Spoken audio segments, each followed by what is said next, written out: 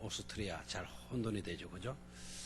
오스트리아에서 선교사로 섬기셨던 목사님이 오셔서 말씀을 증거를 해 주시려고 했는데, 그래서 어저께 주보까지 다 찍어놨는데 도무지 올 수가 없다 그래가지고는 결국 찍어 놓았던 주보를 다 폐지하고요, 새로 또 밤늦게 주보를 새로 작성을 했습니다. 오늘 저녁에요, 이 말씀을 가지고 어떻게 할 수 있을까? 어떻게 할 수 있을까? 뭐를 어떻게 할 수 있을까라는 질문이었어요.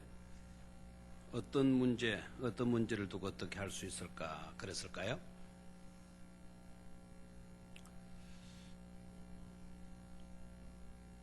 그렇게 어정쩡하게 계시지 마시고, 어떻게 할 수 있을까? 뭐를요? 뭐를 어떻게 할 수 있을까? 감이 안 와요? 복음 어떻게 할 수 있을까? 예, 또 좋습니다. 생각나는 대로. 오늘 헌신예배의 주제가 뭐죠? 감을 잡겠습니까? 뭐 어떻게 할 수 있을까? 선교 어떻게 할 수 있을까? 이 문제를 두고 선교를 해야 할 사람들, 즉 선교자들의 자세가 어떠해야 될 것인가, 그리고 선교를 받는 자들의 자세는 어떠해야 될 것인가 하는 것에 대해서 말씀을 드리겠고요. 두 말씀의 결론은 선교자들도 할 수 있다. 선교할 수 있다. 선교를 받는 사람들, 그런 사람들도 선교할 수 있다 라는 결론을 얻고 싶습니다. 일단 내용은 여러분들이 너무나도 잘 아시죠, 그죠? 씨 뿌린 자의 비유입니다. 공간 복음에 이 내용의 말씀들이 다 실려 있어요. 그리고 예수님께서 여러 비유들로 말씀을 하셨지만은 이 씨 뿌리는 자의 비유를 우리가 좀 더 익숙하게 들리게 되는 거는요, 여러 비유들 중에서 우리 주님께서 해설을 한 비유이기 때문에 그래요. 비유의 말씀을 하시고 그걸로 끝이지 않고, 씨 뿌리는 비유만큼은 예수님이 해설을 붙이셔요. 제자들이 질문해 왔기 때문에. 그래서 그 비유의 뜻이 구체적으로 뭘 의미하는가를 우리 주님이 설명을 하셔요. 그래서 이 비유의 말씀은 우리에게 좀 더 익숙하게 들려지게 되죠.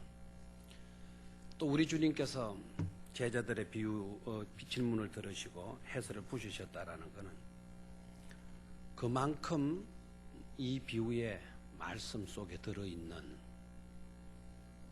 내용이 중요하다.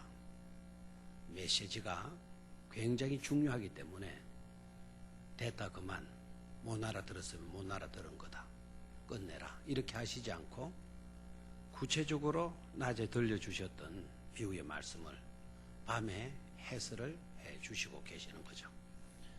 어떻게 보면 여러 비유들 다 중요하겠지만, 그래서 이 비유는요, 너무나도 중요한 그와 같은 비유가 아닐 수가 없습니다.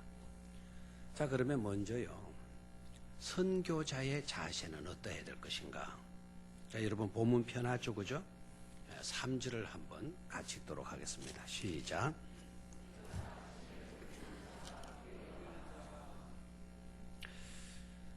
들어라, 씨를 뿌리는 자가 뿌리러 나가서. 자, 여기에서 우리는 선교자의 첫 번째 자세를 생각할 수 있어야 돼요. 선교자의 자세가 어떠해야 되느냐? 뿌리러 나갈 시 뭐 해야 돼요? 뿌리러 나가야 돼요.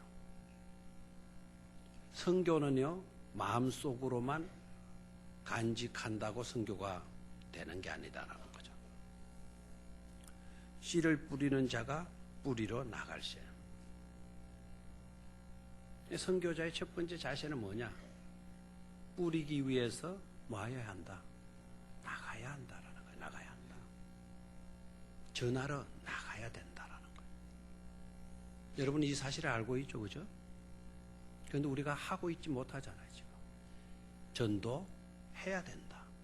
해야 된다는 건 알고 있지만 복음을 나가서 전하여야 된다라는 것을 알고 있지만 우리는 지금 나가지 못하고 있잖아요. 집 안에 앉아 있고요. 교회 안에만 앉아 있고. 자세가 아직 우리가 안 되어져 있다라는 거죠. 기본이 아직 안 되었다는 거죠. 선교자의 첫 번째 자세는 바로 뭐라고요? 씨를 뿌리러 나갈세. 복음을 들고 뭐 해야 된다고요? 나가야 된다. 두 번째 선교자의 자세. 선교자의 자세는 3절에 나가서 보니까 뿌리러 나가는데요. 뿌리러 나가는데 그냥 나가 있는 것만 아니고 4절을 보십시오. 4절 시작. 뿌릴세.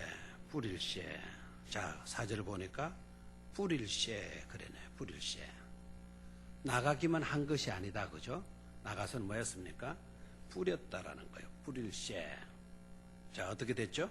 들으는 길가에 떨어짐에 새들이 와서 먹어버렸고, 들으는 흙이 얕은 돌밭에 떨어짐에 흙이 깊지 아니하므로 곧 싹이 나오나, 해가 돋은 후에 타서 뿌리가 없으므로 마였고 말랐고, 들으는 가시떨기 나무에 떨어짐에 가시떨기에 떨어짐에 가시가 자라 기운을 막음으로 마지 못하였고 결실하지 못하였고, 들으는 좋은 땅에 떨어짐에 자라 무성하여 결실하였으니 30배나 60배나 100배가 되었느니라 하시고. 자, 여기에서 중요한 거는 뭐 했다라는 겁니까? 뿌렸다라는 거예요. 뿌렸다. 나가서 실행했다라는 거죠. 실행했어요.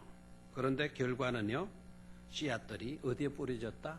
길가에, 돌밭에, 가시밭에, 좋은 땅에 이렇게 뿌려졌다. 여기에서 우리가 생각해야 될 거는요, 4분의 3은 뿌렸지만 거둔 것이 있었나요? 거둔 것이 없었어요. 실패였어. 실패. 씨앗은 뿌려졌지만은 그 어떤 것 하나도 거두지를 못했어요. 그런데 좋은 땅에 뿌려진 씨앗은 30배, 60배, 100배의 결실이 있었다라는 거예요. 여기에서 우리가 생각해야 돼요. 선교자의 자세는 어떠해야 되느냐? 겸손해야 된다라는 거예요. 뭐 해야 된다? 겸손해야 된다. 내가 모든 것을 할 수 있다라고 하는 것이 아니고요. 내가 기껏 한 것은 하나를 잘한 거다. 넷 중에 3가지는 나는 잘못했다. 3가지를 나는 실수했다. 3가지는 내가 실패했다. 3가지는 내가 제대로 뿌리지를 못해가지고 한 톨의 열매도 거둘 수가 없었다. 그래서 선교자의 두 번째 갖추어야 할 자세는요, 겸손해야 돼요. 나는 부족하다. 나는 부족하다. 나는 모든 것을 할 수 있느니라. 이게 아니고요. 모든 것을 할 수 있는 그것은 하나님의 복음이고 하나님의 능력이에요. 내가 어떤 자인가? 내가 어떤 자인가? 나는 4분의 3을 거르치고 있는 그런 연약한 자다라고 하는 그런 자인식이 필요한 거예요. 이 너무나도 중요해요. 마치도 훌륭하게 선교를 감당하신 분들, 그분들을 보면 내가 선교를 다 한 것처럼, 내가 이민족의 물결을 바꿔놓은 것처럼 이렇게 자랑들 하고요, 그런 것들을 간증할 때 많은 사람들이 또 아멘하러 이렇게 하답을 하는 걸 보게 돼요. 근데 실제적으로 선교를 너무나도 잘하신 분들의 이야기를 들어보면 자기가 한 것은 별로 없다라는 거예요. 자기가 하는 것은 거의 실패하는 일들만 했다라는 거예요. 그런데 놀라운 거는 그런데도 불구하고 나타난 결과는 상상 밖이라는 거예요. 상상 밖. 내가 했던 건 4분의 3이 실패였다라. 그런데 결과는 엄청난 것으로 이렇게 드러나게 되더라. 이렇게 고백을 해요. 이런 고백을 하시는 분들이 제대로 된 선교자들의 모습이에요. 선교자들. 우리가 한 것은 부족한 것밖에 없다. 기껏 내가 거기 가서 땀 흘리고 이곳저곳 찾아다닌 것밖에 없고, 또 여러 교회들이 보내준 후원금들 이것 가지고 이곳저곳 가서 나무 잘라서 이렇게 교회 세워준 것, 그런 것밖에 없었다. 그런 수고한 것밖에 없었는데, 그래도 그 일들마저도 시행착오를 한 일들이 한두 가지가 아닌데, 그런데 결과를 보게 되니까 그 부족이 전체가 예수님께 돌아오고, 또 그 마을 전체가 예수님을 믿게 되고, 어떤 도시에는 그 시장까지도 예수 믿겠다고 스스로 자기 발로 교회로 들어오고, 이렇게 되어지더라는 거예요. 그분들의 이야기의 결론은 뭔 줄 아시죠? 선교는 사람이 하는 것이 아니라 누가 하더라? 하나님이 하더라. 그래서 미시오 데이, 하나님이 선교의 주체이시다라는 거예요. 그럼 우리는 이것을 인정할 수 있어야 돼요. 4분의 3은 나는 실패했다. 내가 잘한 것이 있다고 한다면 하나밖에 없다. 하나. 나머지는 다 실패였다. 그것을 솔직히 받아들이는 뭐가 필요하다? 겸손이 필요하다라는 거예요. 그리고 선교자의 세 번째 자세는요, 30배, 60배 결실이 있는 거죠. 그렇죠? 그럼에도 불구하고 선교의 결과는 나타났다, 나타나지 않았다. 나타났다, 나타나지 않았다. 나타났다라는 거예요. 4분의 3은 뭐였는데요? 한 톨에 한 영혼도 건지지를 못했어요. 실패인 줄 알았어요. 그런데 결과에 가서 보니까 아이고 세상에 얼마나 맺혔다고요? 30배에서 60배에서 얼마까지요? 100까지도 가는 거예요. 신바람 나요, 안 나요? 신바람 나죠. 마태복음에서는 정반대로 또 기록을 했죠. 마태복음에서는 어떻게 표현을 했죠, 이거를? 100배, 60배, 30배로 내려와요. 둘 중에 어느 게 좋아요? 둘 중에. 여러분들은 아주 서민적입니다. 예. 그 마태복음의 그 복음, 마태가 안고 있는 공동체, 마태가 목회하던 그 목회 현장은 주로 유대 수준 있는 사람들이에요. 그 사람들에게는 눈이 먼저 팍 떠져야 돼요. 그러니까 눈이 팍 떠지려고 하면 30이 나아요? 100이 나아요? 100이 나아요. 눈을 팍 띄워놓고 야! 이거야! 해놓고 이제 사실로 들어가는 거예요. 100배, 60배, 30배. 그래도 유대인들은 그렇게 좋아하는 거예요. 서민들의 대상은요, 적은 것에서 점점 많은 게 좋아요? 많아지는 게 좋아요. 여러분 1000만 원을 딱 주는 것도 좋아요? 아니면은 100만 원, 300만 원, 700만 원, 1000만 원 올라가는 게 좋아요? 아니 이게 제대로 제가 이야기 안 됐네요. 회사에 취직을 했는데 첫 달에 1000만 원을 주는 거예요. 다음에 60만 원으로 줄어졌어요. 아니 60만, 600만 원 줄어졌어요. 그 다음에 300만 원을 줄어졌어요. 기분 좋아요? 처음에 들어가는데 300만 원 줘요. 조금 있다가 받아내니까 600만 원 줘요. 그 다음 달에 얼마 줘요? 기분 좋죠. 통계는 같아요, 달라요? 이래 받아나 저래 받아나 똑같죠. 마가는요, 이방인들을 상대로 하는 거예요. 그네들에게는 점점 희망을 불어줄 필요성이 있어요. 그래서 30배, 60배, 100배로 이렇게 거두게 되었다 라는 말씀을 하시게 되죠. 여기서 우리가 깨달아야 될 것은 절대로 우리가 부족했다 하더라도 선교에 있어서는 실패가 없다라고 하는 사실이에요. 다시 한번요. 우리는 부족했다 할지라도 선교에 대해서는 실패가 있다 없다? 실패가 없다라는 거예요.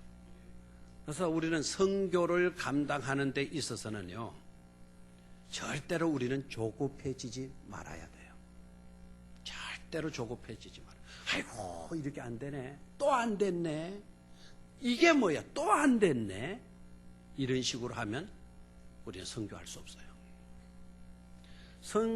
우리는 부족하더라 하더라도 선교에는 반드시 열매가 맺혀지게 된다. 선교에 있어서는 절대로 뭐가 없다? 실패가 없다라는 것을 깨달아야 돼요. 그래서 우리는 낙심하지 말아야 되고 조급해하지 말아야 되고요. 오히려 그 대신에 때가 되면 이룰 날이 온다. 때가 되면 열매가 맺혀지게 된다. 때가 되면 반드시 하나님의 나라가 이 땅에 임하게 된다라는 그런 믿음과 확신을 가지셔야 될 줄로 믿습니다. 자, 그러면은 구체적으로 좀 더 선교의 내용을 한번 살펴보죠. 자, 예수님께서 씨를 뿌리는 자가 나가서 씨를 뿌릴세 그랬는데요. 그 씨는 뭘까요? 그 씨는 바로 뭘까요? 말씀이죠. 그리고 예수님이시고, 맞죠? 예수님이시고, 또 진리이지 않겠어요? 또 복음이라고 아까 표현을 했는데요. 복음도 맞아요. 씨는 뭐라고요? 말씀, 하나님의 말씀, 예수님의 말씀, 복음. 예수님 씨단 말이에요. 우리가 나가서 씨를 뿌릴 때 예수님을 많은 거죠? 전하는 거죠. 그리고 씨를 뿌리는 자는 누가 되겠어요? 누가 씨를 뿌리는 자가 되겠어요? 씨를 뿌리는 자. 누굴까요? 일단 이렇게 말을 하면은요, 대개 목사다, 이렇게 이야기를 해요. 맞아요, 안 맞아요? 아이고, 여기는 대답도 없네요. 맞죠? 씨를 뿌리는 자이죠. 교사들, 씨를 뿌리는 자, 맞아요, 안 맞아요? 맞죠. 선교사들, 씨를 뿌리는 자, 맞아요, 안 맞아요? 맞죠. 그들만인가요? 아니죠. 예수 그리스도를 믿는 사람은 씨를 가진 사람들 아닙니까? 말씀을 받았고요. 예수를 영접했고요. 씨를 가진 사람은 누구이든지 나가서 씨를 뿌릴 수가 있는 겁니다. 씨가 없는 사람은 뿌릴 수가 없죠. 뿌리고 싶어도 뿌릴 것이 있어야죠. 씨를 뿌리는 자가 누구냐? 목사도 되고, 우리 전사님들, 전도자들, 선교사들, 교사들, 구역장들, 강사들 다 될 수가 있는 거예요. 그들만 하나는 것이 아니고요. 예수를 믿는 사람들이라고 하면, 씨를 가진 사람들이라고 하면 누구든지 어떤 자가 될 수가 있다? 씨를 뿌리는 자가 될 수 있는 것이죠. 자, 그러면 밭은 뭘까요? 밭은 어딜까요? 밭은, 그렇죠? 선교지도 될 수 있고요. 맞죠? 선교지. 선교자들이 나가서 활동하는 그 지역. 그 지역이 씨를 뿌리는 지역 아닙니까? 그럼 그것이 바로 어디죠? 선교지가 되는 거죠. 그죠? 선교지. 또 지역으로 말하면 그렇고요. 말씀을 받는 사람들. 우리는 사람에게 가서 전도하잖아요. 예수 믿으세요. 복음을 전하잖아요. 예수를 전하잖아요. 그러면 아까는 예수는 씨라 그랬잖아요. 그 씨를 사람에게 전하죠. 그러면 그 씨를 뿌리는 곳이 어디입니까? 사람이에요, 사람. 무슨 말인지 이해가 되겠습니까? 말씀을 받는 사람들. 그 사람들이 우리의 뭐라고요? 선교지다, 이거예요. 선교지다. 여러분, 우리의 선교지 그러면은 저 물 건너 어떤 나라, 우리의 선교지 그러면은 저 밀림의 어떤 세계, 낯설고 물서는 그런 어떤 지역들, 이런 곳만 선교지로 이해하고 생각하고 있다고 한다면 오늘 우리는 그것을 좀 깨트려야 돼요. 좀 더 넓게 문을 열어야 돼요. 선교지는 물론 그런 곳도 선교지가 될 뿐만 아니라 우리가 만나는 사람, 내가 그 사람에게 전하여야 줄 복음이 있다고 한다면 그 복음을 받는 바로 그 사람이 뭐가 된다? 우리의 뭐가 돼요? 선교지가 된다라는 거예요. 아멘입니까? 그래서 꼭 해외에 나가는 것만 선교사다 이렇게 생각하지 마시고요. 우리는 이 지역 안에서도 얼마든지 선교지가 있어요, 없어요? 있죠. 우리 교회 문 밖으면 나가도 선교지가 얼마든지 있어요. 오늘 이 예배에 참석하시고 계시는 우리 저 뒤에 오셔서 저녁 예배 때 이렇게 오셔서 계시는 분들도 저분들도 아직 예수님을 안 믿고 있을 가능성이 많은데요. 저런 분들도 우리의 뭐가 돼요? 선교지가 될 수 있다라는 거예요. 아시겠습니까?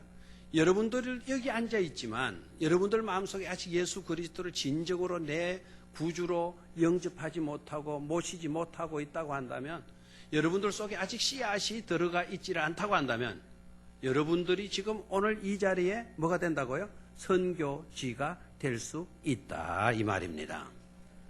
아멘입니까? 놀라운 거는 이 씨앗이 뿌려지는데 씨앗 때문에 문제되는 것은 없다 이거예요. 뭐 때문에 문제되는 것은 없다? 씨앗 때문에 문제가 되는 건 없다. 문제는 바로 어디에 있죠? 선교지의 땅의 문제였어요. 땅의 문제. 첫 번째는 어떤 땅이었습니까? 길가. 두 번째는 돌짝밭. 세 번째는 가시밭. 여기에서는 수확되는 것이 있었어요? 없었어요? 없었다. 그렇기 때문에 우리는 여기서 깨달아야 돼요. 실패에만 우리의 초점이 맞춰지게 되면은요, 하면 못하느냐? 나 같은 게 뭘 할 수가 있단 말이냐? 한들 무슨 소용이 있어? 씨앗만 낭비했는데. 씨앗, 시간, 우리의 물질 낭비한 것밖에 없는데 하면 못해.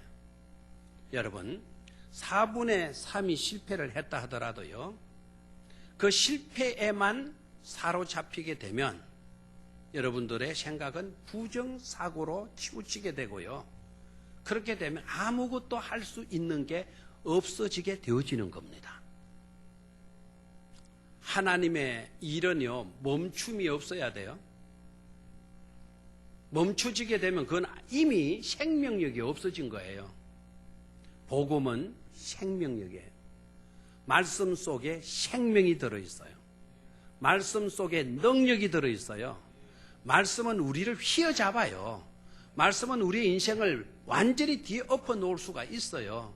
말씀은 하나님의 백성으로 인쳐주시게 되면 원수 사탄 마귀도 꼼짝 못하고 물러갈 수밖에 없는 그런 놀라운 은총이 말씀 속에 있는 겁니다.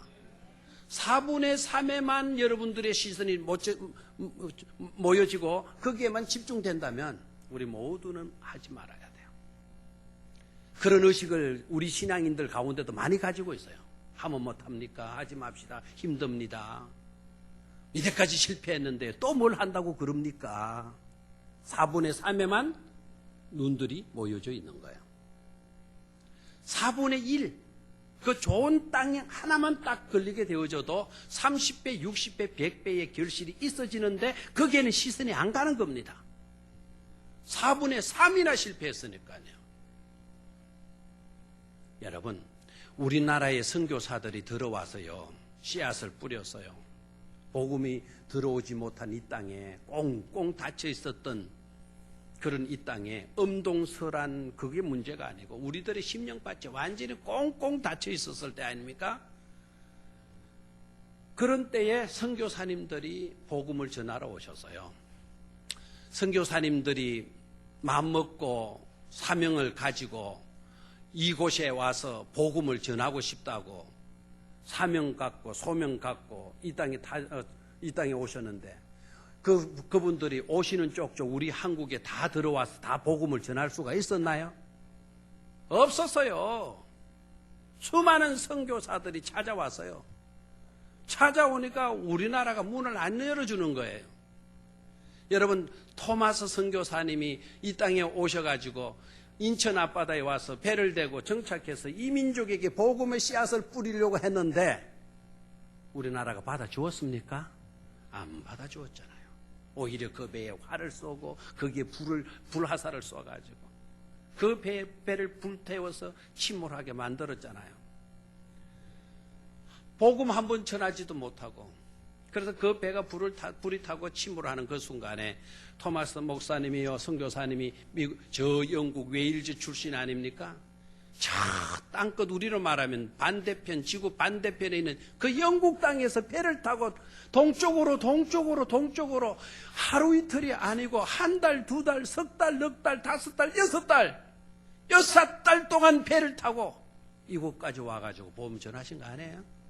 근데도 그렇게 오셨는데도 그렇게 오셨으면 그렇게 고생하셨는데 그러면 이 땅에 발을 붙이게도 하나님 하셔야 되잖아요.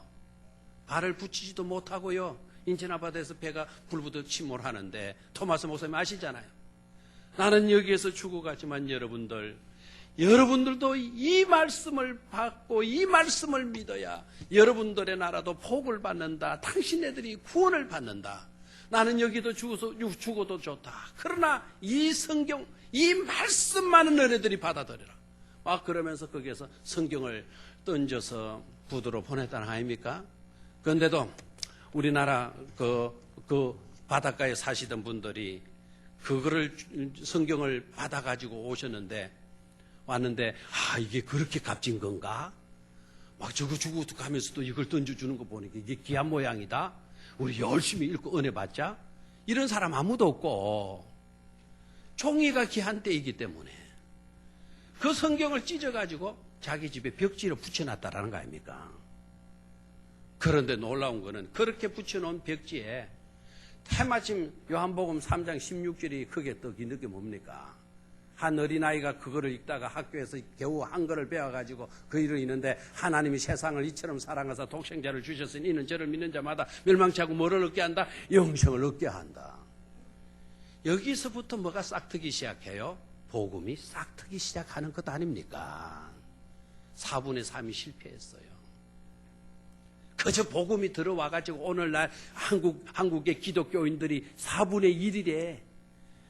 1200만 중에 얼마? 5천만, 4천만 중에 예수 믿는 사람들이 1200만 명이나 된대. 막 이런 소리를 듣지 않습니까? 그러니까 엄청나게 예수 믿는 사람들이 많은 것처럼 보이지만은요, 4분의 3은 실패했었어요. 어느 부인이요, 시집을 갔어요. 시집을 갔는데 시집을 가서 보니까 사기를 당한 거예요. 시집을 가서 더 보니 자기 남편이라고 하는 남편이 할아버지인 거예요. 자기보다 18살이나 많고 이미 사별한 본부인에게서 아들 셋이나 있고 그런 집안으로 시집을 간 거예요. 그런데 시집을 쏘갔으면 보따리 싸지머지고 다시 돌아오면 안 됩니까? 그런데 옛날에 그러면 돼야 안 돼요? 안 되는 거예요. 가서 울며 겨자 믿고 거기에서 지내게 되는 거예요. 그러다가 그 남편에게서 6남매를 낳아요. 막내를 놓고 난 뒤에 자기의 그 늙은 남편도 죽고 말아요. 그 부인의 나이하고 본처에서 난 아들, 큰 아들하고 나이가 똑같은 거예요. 그 남편이 딱 죽고 나니까 그때부터 그 집안에는 고난이 시작이 된 겁니다. 큰 아들이 새엄마한테 집 나가라고 때리고 그 남편이 가지고 있던 땅, 그 조금 얼마 되지도 않은 땅, 새로 들어온 이 부인에게 그리고 그 자녀들에게 빼앗길까봐 날이면 날마다 그 큰아들이 새엄마를 폭행을 하는 거예요. 얼마나 힘들겠어요. 아이들은 하나도 둘도 안 하고 힘들게 그런데 엄청난 고통과 고난을 당하면서 살아가는데, 그때 때마침 어느 부인이, 전도자가 와가지고 사람 믿을 것 없어, 믿을 거는 예수님밖에 없어, 아무래도 자네가 교회 나가야 될 것 같아, 확 전도라. 이 부인은 얼마나 힘들어요. 얼마나 고통도 얼마나 커요. 그러니까 그 소리를 딱 듣는 순간 나 같은 사람도 교회 가면 될란가요? 물었다는 거죠. 될란가요? 옆에 사람한테 물어봐요. 나 같은 사람도 교회 다니면 될란가요? 여러분 모습 보니까 가면 안 될 것 같아요. 이 전도자가 와서 그렇게 전에 이 부인이 얼마나 고생하고 얼마나 버림받고 상처가 커다 보니까 나 같은 사람도 교회 다니면 될란가요? 그러니까 이 전도자가 대담하다. 그래가지고는 그 부인 따라서 그 전도자 마을을 5개 지내가지고 20km 떨어진 곳에 가서 예배를 드린 거예요. 한 전도자의 전도를 받고 교회에 처음 나간 그 부인의 첫 번째 신앙 고백이 뭔가 하니까, 어메 내가 살 곳이 이곳이구먼. 꼭 친정 엄마 품에 안기는 것 같아. 어메 내가 살 곳이 이곳이구먼 하면서 닭똥 같은 눈물을 흘리면서, 어메 내가 살 곳이 바로 이곳이구만. 꼭 친정 엄마 품에 안긴 것 같아.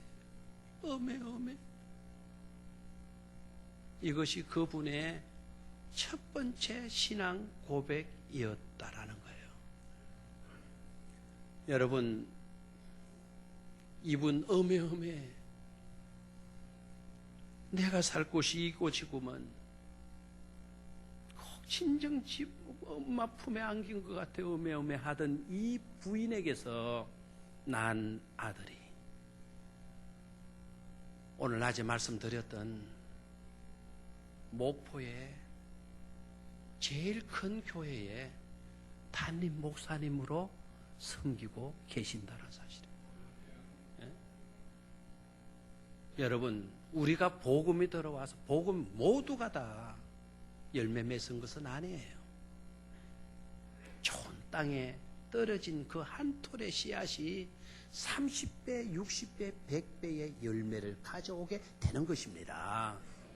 제발 우리 선교하는 사람이나 선교해야 할 우리들이요, 가져야 할 의식이 바로 뭐냐? 4분의 3의 초점을 맞추지 말아야 해요. 4분의 3의 초점을 맞추면 우리는 복음의 능력을 상실하고 만다요. 그것은 하나님이 기뻐하실 일이 아니다라는 것을 깨달아야 돼요. 우리는 어디에 시선을 맞추자고요? 4분의 3이 실패했다 하더라도 한 영혼이 복음을 받아들이게 되면 그 한 영혼이 300명, 3,000명, 600명, 10,000명, 1,000,000명, 1,000,000명을 주님께로 인도해 낼 수 있다라고 하는 그런 믿음과 확신을 가질 수 있기를 주의 이름으로 축원합니다. 자, 그러면 우리들의 자세, 선교지의 자세는 어때야 되느냐? 일단 길가를 생각해 봐요. 저러봐요. 길가의 문제가 뭐였나요? 길가의 문제가. 길가의 적이 뭐죠? 길가의 적이 뭘까요?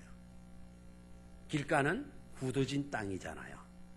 씨앗이 뿌려졌는데 하도 딱딱하다 보니까 그 길가에 뿌려진 씨앗이 뿌리를 내릴 수 있다 없다? 없더라. 어떻게 됐죠? 그래서 사탄이 와서 뭐 했습니까? 주워 먹었다. 그래서 주워 먹었다. 여러분, 누가복음 8장을 읽어보면요, 누가복음 8장 12절의 말씀을 보면 사탄이 하는 일이 뭔가를 밝히고 있어요. 사탄이 하는 일은 뭔가 하니까 그들로 믿어 구원을 얻지 못하게 하는 것이 뭐라고요? 누가 하는 일? 사탄이 하는 일. 한번 따라 하십시오. 그들로, 우리로 믿어 구원을 얻지 못하게 하는 것. 이게 누구의? 사탄의 역사다. 사탄의 역사다. 그러니까 우리들은 어떤 자세를 가져야 되나? 사탄의 방해 공작을 이겨내야 돼요. 누구의 방해 공작을? 사탄의 방해 공작을 이겨내야 돼요. 여러분들이 말씀을 조금 받으려고 하면 사탄이 그 순간에 방해하는 거예요. 은혜를 받으려고 하는 그 마음을 뺏어가 버리는 거예요. 여러분, 루이스가 쓴 악마의 편지라는 편지 읽어봤어요? C.S. 루이스? 우리 청년들은 꼭 읽어요. C.S. 루이스가 쓴 악마의 편지를 읽어보면은요, 한 백발의 노인이 도서관을 출입을 하는 거예요. 얼마나 멋져요? 노인이 되었는데도 도서관을 출입하면서 책을 읽고 싶은 책을 읽고 그러는 거예요. 얼마나 아름다운 노년입니까? 여러분, 제발, 저도 이제 60이에요. 기분이 얼마나 좋은지 몰라요. 뭐 남들이 60 되면 쓸쓸해진다 그러는데 어떻게 행복한지 몰라요. 마음이 평안해지고요. 이제는 제대로 된 목회를 이제 할 수 있겠구나. 이때까지 철부지로 살았다면 이제부터는 이제 뭔가 이제 할 수 있지 않겠나 이런 감동도 오고요. 노인이 되었다고 해서 깨제제하고 그렇게는 살지 말자고요. 이제 저도 이제 아직 70은 안 됐지만 70까지 하나님 살려준다면 그때는 포마드 바르고 죄송합니다. 머리가 있어야 바르죠. 포마드도 바르고 막 멋지게 막 해서 빨간 넥타이 메고 바지도 이제 완전히 막 주름 탁 잡고 멋있게 이제 지팡이 하나 탁 짚고 이제 뭐 안경도 좀 뿔테 나는 거 좀 쓰고 낙가오리 모자도 멋있게 한번 쓰고 이제 점잖게 이제 한번 이제 그런 꿈을 꿔요. 노인이 됐다고 깨지지 해가지고 댕기면 더 인기가 없을 거예요.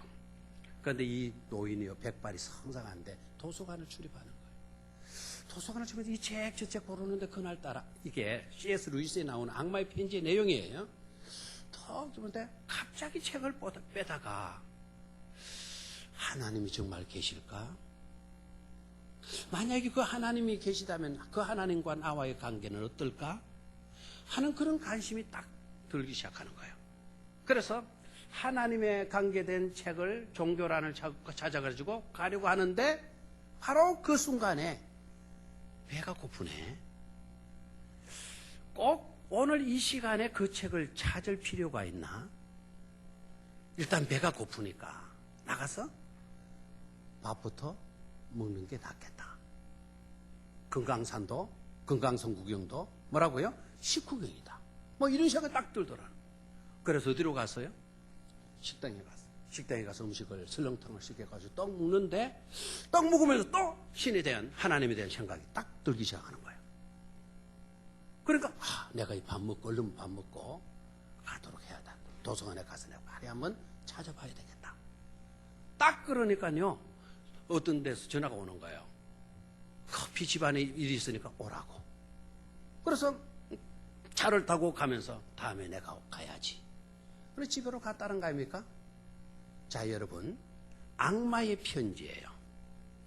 하나님과 나와의 관계가 어떠한가? 하나님은 과연 계시는가? 라고 하는 그런 감동이 생겼는데 그 감동을 그냥 놔두게 되면 이 사람이 하나님을 만나게 되고 복음을 접하게 되고 이 사람이 예수 믿어 구원받게 되어질 것을 누가 알은 거예요?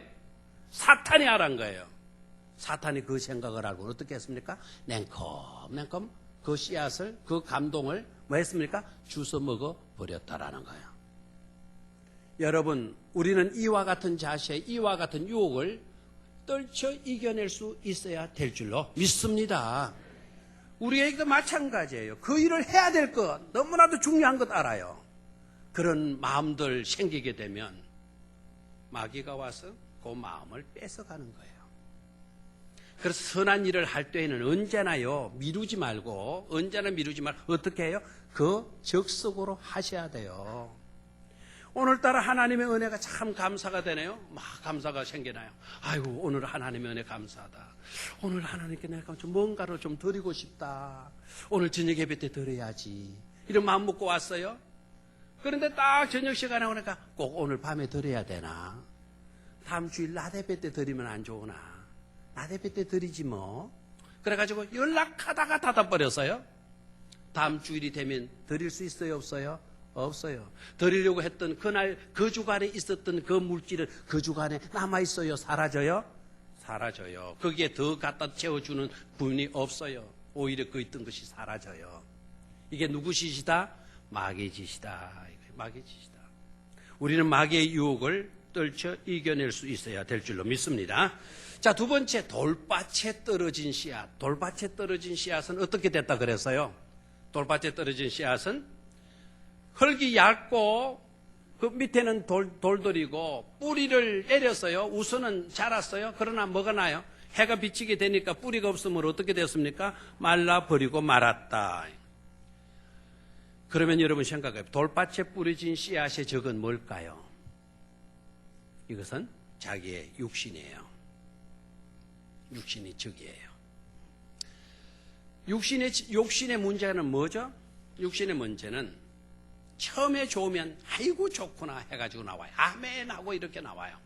아, 나도 그렇게 해야 되겠다 생각해요. 그리고 나도 열심히 성경 읽고 이제 은혜를 사모하고 이제부터는 신령한 삶을 나도 살아야 되겠다 생각해요. 그렇게 딱 다짐하고 난 뒤에 그렇게 이제 하기 위해서 노력들을 해가야 되는데 그렇게 다짐은 했지만 밤에 일어나서 성경책을 읽으려고 하니까 힘드네. 기도 시간 나가려고 하니까 또 힘드네. 나가서 봉사하려니까 아이고 힘드네. 자꾸 힘들게 느껴져요. 왜 그렇죠? 그건 육신의 문제이잖아요. 알겠습니까? 육은 점점 경건해지는 데 익숙해져요. 육은 자꾸만 편해지려고 해요. 잘 알죠? 늘 서던 사람 한번 뭐 했으면 좋겠다. 앉아서 일했으면 좋겠다. 늘 앉아있는 사람 아이고 뭐 하고 싶다. 눕고 싶다. 아이고 누우면 또 어떻게 돼요? 아이고 누운 김에 자버리자 해가지고. 이게 뭐죠? 육의 일이에요. 육의 일. 우리가 뭘 좀 잘해보고 싶어요. 잘해보고 싶지만 자꾸만 안일이라는 생각이 와요. 육이라고 하는 것이 우리를 도전케 만드는 거예요. 우리를 어려움게 만들고 시험게 만드는 겁니다. 그래서 성경은 우리에게 뭐라고 교훈하죠? 육이 좋을 대로 끌리는 삶을 살려고 하지 말아라. 육신의 일은 분명하다. 거기에는 열매가 없다. 육을 쳐서 경건에 이르르라고 성경은 우리에게 날카롭게 말씀하시고 계시잖아요. 육이 좋을 대로 끌려가지 말아라는 거예요. 육이 좋을 대로 끌려가게 되면 저와 여러분들은 경건한 그리스도인이 될 수가 없다라는 겁니다. 하나님의 복음에 열중할 수 있는 선교자의 자세를 가질 수가 없다는 것이죠. 우리는 육의 시험을 이길 수 있기를 주의 이름으로 축원합니다. 세 번째로 문제는 뭐죠? 세 번째. 뭐가 문제다? 뭐가 문제죠? 세 번째 문제는 가시의 문제다. 이것은 이건 뭐죠? 이것은 세상의 문제예요. 무슨 문제다? 세상의 문제예요. 아까 길가의 문제는 뭐라 그랬죠? 길가의 적은 사탄이고요. 돌짝밭의 적은 뭐라 그랬죠? 육신이고요. 가시밭의 적은 뭐다? 세상이다. 세상이다. 세속에 대한 관심, 세속에 대한 유혹, 세상에 끌리는 거예요. 예수 믿는 사람들이요, 어정쩡하게 사는 거예요. 어정쩡하게. 한 발은 교회 안에, 한 발은 세상에. 이게 가시밭의 생활이에요. 가시밭에 뿌려진 씨앗은 자랐어요, 안 자랐어요? 자랐습니다. 자랐어요. 다만 자랐는데 뭐가 없었어요? 열매가 없었어요. 자랐으니까 곡식의 형태는 나타났어요. 예수 믿는 모습은 나타나요. 그러나 열매가 없어요. 반은 어디가 있기 때문에? 세상에 치우쳐 있기 때문에. 선교자의 자신은 어떠해야 됩니까? 우리는 그런 유혹에서 뭐 해야 되죠? 벗어나야 될 줄로 믿습니까? 그런 곳에는 열매가 맺힐 수가 없다라는 거예요. 여러분은 주변에 세속적인 사고방식에 매여 있는 사람들 속에 여러분들이 백날 끼어져 있어도 그 속에서 하나님의 뜻을 이룰 수는 없다라는 거예요. 하나님 기뻐하시는 열매는 한 톨도 그 속에서는 맺혀질 수가 없다라는 거예요. 아직도 도박하는 사람들의 무리와 함께 어울려 있습니까? 그러다 어쩌다가 교회 돌아올 때도 있습니까? 열매가 없습니다. 열매 맺지 못합니다. 온통 사고방식은 세상적인 사고방식이고 몸만 교회 안에 들어와 있으면 껍데기잖아요. 열매가 맺힐 수가 없습니다. 그런 자들은 100명, 10,000명, 1,000명이, 100만 명이 모인다 하더라도 그런 속에는 복음의 역사가 일어나지 않아요. 여러분 아시죠? 좋은 밭에 떨어진 한 톨의 씨앗이요. 제대로 된 믿음의 사람 한 사람만 있어도 그 사람이 30배, 60배, 100배의 열매를 가져온다는 사실을. 에콰도르의 정글에서 순교하셨던 짐 엘리엇의 충고를 여러분 기억해야 돼요. 어차피 붙들고 있을 수 없는 것을 붙들려고 몸부림치는 것보다 더 어리석은 사람이 어디 있겠느냐. 그러나 정말 놓치지 말아야 할 것을 붙들기 위해 삶을 버리는 것은 결코 낭비가 아니다. 그래서 여러분 세상 물질을 움켜쥘 수 있나요? 끝까지? 여러분의 젊음을 끝까지 붙을 수가 있습니까? 붙들 수 없는 것들을 움켜쥐려고 버려서는 안 될 소중한 것을 놓쳐버리는 사람은 그토록 어리석은 사람이 없다라는 거예요. 절대로 놓치지 말아야 될 그 한 가지를 붙들기 위해서 붙들 수 없는 것을 포기할 수 있는 사람이라야만이 진정한 그리스도인이요 선교자의 삶을 살 수 있는 자들이라는 것입니다. 그래서 엘리엇은 그렇게 죽은 거예요. 그거 붙들고 끝까지 그거 붙들고 붙들지 못하는 것을 포기한 죽음을 죽으신 거죠. 그래서 교회사에 남는 유일한 훌륭한, 유일이라는 말은 아니지만 훌륭한 선교사님의 명단에 그의 이름이 낄 수가 있는 줄로 믿습니다. 사랑하는 우리 교회 성도 여러분, 우리 교회는 사실 얼마 전까지만 해도 울산 안에서 선교에 가장 앞선 교회였습니다. 그러나 지금 우리의 교회는 어떤 줄 아십니까? 선교에 앞선 교회라고는 절대로 인정할 수가 없습니다. 우리들보다 나중 시작된 교회들, 선교한 교회들이 우리보다 수십 배 선교를 더하고 있습니다. 지금 우리는 많이 밀려 있습니다. 안 하는 건 아닙니다. 우리 나름대로 최선을 다한다고 하고 있지만 그러나 여전히 결과적으로 보게 되면 부족합니다. 우리 교단은 우리 교세보다도 반밖에 안 되지만은 그 교회는 한 달에 선교비가 수천만 원 선교비가 나가고 있습니다. 우리 교회는 한 달에 약 1,000만 원 정도 선교비가 나갑니다. 우리보다 교세가 더 나았던 교회에서 선교가 너무 이루어지질 않았어요. 그러다가 그 교회가 선교 어떻게 하면 되느냐. 우리 교회로 물으러 왔었어요. 그래서 우리 교회가 한 6년 전에 거기에 대한 정보들, 선교는 이런 식으로 해야 되는 거다. 선교에 대한 개념들을 이야기해 주었어요. 그 교회가 그때 우리 교회의 이야기들을 듣고 그 교회가 지금 선교사를 내보내는데 지금 8명의 단독 선교사를 파송을 했습니다. 4개의 교회당을 지어 주었습니다. 우리의 형편을 여러분 아셔야 돼요. 우리의 형편을. 우리 교단의 큰 교회 중에 한 교회는 그 교회는 교인들뿐만 아니라 모든 자들이요 선교에 대한 의식이 없어요. 기껏 선교의 의식은 생활비 얼마만 지원해 주면 그게 선교라고 아직도 생각을 하고 있어요. 여러분 선교사님들이 생활만 하면 선교를 할 수 있습니까? 우리 교회에서도 전도를 나가는데 전도하는데 맨손 들고 전도가 됩니까? 뭐라도 하나 주려고 하잖아요. 고무장갑 하나라도 아니면 귀희비개라도 하나 주려고 하죠. 선교사가 나가서 선교 활동하는데 자기 생활비 그것만 가지고 생활하기도 바쁜데 뭘 가지고 선교를 합니까? 그래서 그 교회 장로님들한테 선교는 그런 것이 아닙니다.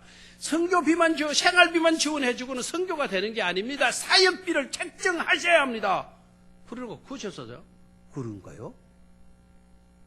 그 교회는 이제 겨우 선교를 시작합니다. 우리 교회보다도 2배 이상 큰 교회이지만, 물론 우리보다 못한데 우리가 비교를 해서는 안 해요. 우리는 저 높은 곳에 비전을 가지고 조금 더 우리는 선교.